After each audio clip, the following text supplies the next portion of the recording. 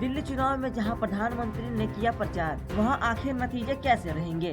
PM Modi ने दिल्ली विधानसभा चुनाव पर बुगुल तो काफी पहले ही फूंक दिया है, लेकिन अंतिम समय में उन्होंने दिल्ली के कुछ और जिलों में यानी कि कवर करने की कोशिश की है। दिल्ली के कुल 11 जिलों में से मोदी ने 4 जिलों को उत्तर पश्चिम दिल्ली, पूर्वोत्तर दिल्ली, दक्षिण पश्चिम दिल्ली और नई दिल्ली जिले को कवर करने की कोशिश की।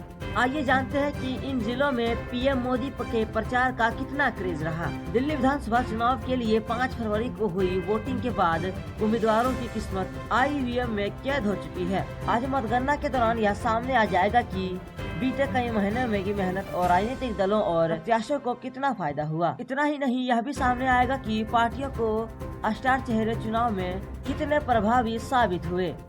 दिल्ली विधानसभा चुनाव में भारतीय जनता पार्टी के प्रचार का सबसे बड़ा चेहरा खुद प्रधानमंत्री नरेंद्र मोदी रहे।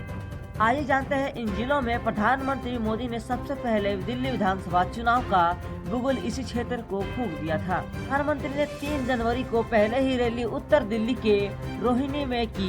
जिले में कुल 8 विधानसभा सीट हैं, जिनमें रोहिणी के अलावा दर्शनगर, बादली, बावना, मॉडल टाउन, नरेला, सकूर बस्ती और वजीरपुर के सीटों में शामिल है। अब बात करें पूर्वोत्तर दिल्ली की।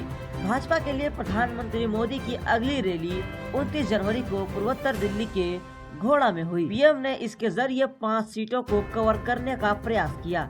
इन सीटों में घोड़ा के अलावा गोकलपुर, करवाल नगर, मुस्तफाबाद और सीलमपुर की सीट शामिल रही।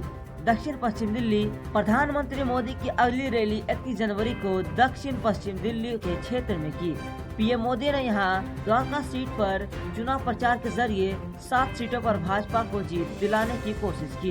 इनमें द्वारका के अलावा बीजवासन, मटियाला, नजफगढ़, पालम, उत्तर नगर और विकासपरी सीटें शामिल थी। अब देखते हैं नई दिल्ली की। प्रधानमंत्री के चुनाव प्रचार के दौरान आखिरी रैली नई दिल्ली में हुई।